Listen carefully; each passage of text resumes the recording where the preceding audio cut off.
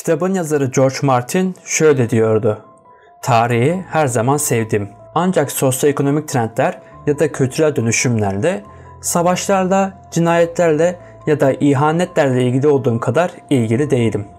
Game of Thrones dizisi ve kitabında da gerçek tarihten uyarlanan 5 tane olay vardı. Belki de daha fazla vardı çünkü George Martin hep tarihi olaylardan çok fazla etkilendiğini söylüyordu. Ama her neyse, iyi seyirler. Güller Savaşı.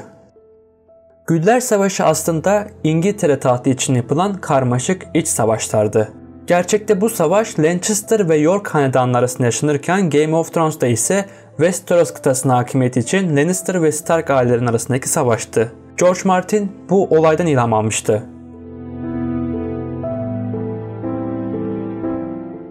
Dövüşte yargılanma. Diziyi izlediyseniz kesinlikle hatırlayacaksınız. Tyrion Lannister, Lord Jon Arryn'i öldürmekte suçlanmıştı. Kendisi bu suçlamanın üzerine dövüşte yargılanma talebinde bulunmuştu. Günümüzde nasıl bu tip bir olayda avukat kiralıyorsak, Ortaçağ Avrupa'sında da insanlar bu tip olaylar için de dövüşçü kiralıyorlardı. Yani tamamen gerçek tarihte var olan bir olaydı bu. Kızıl Düğün. Öncelikle Game of Thrones izlemediyseniz bu kısmı geçebilirsiniz çünkü epey büyük bir spoiler var. Son uyarım, bekliyorum. Peki, başlıyorum. 3. sezonda hatırlayacağınız gibi hiç beklenmedik bir şey olmuştu. Düğünde resmen dizinin 3 ana karakteri birden ölmüştü. George Martin bu olayı gerçek tarihte Kara Akşam olarak bilinen olaydan almıştı. 1440'lı yıllarda İskoçya'da gerçekleşmişti bu olay. Kont Douglas ve erkek kardeşi 10 yaşındaki Kral 2. James'ten bir davet almıştı yemek için. Yemeğin ardındansa kafaları kesildi. George Martin bir dergiye bu olayla ilgili şöyle açıklamalar yapmıştı. Tarihi kayıtlar masaya siyah yaban domuzu kafasının konduğunu gösteriyor. Ölüm sembolü. Kont ve kardeşi bir kuleye götürüldü. Ardından yalvarmalarına rağmen kafaları kesildi.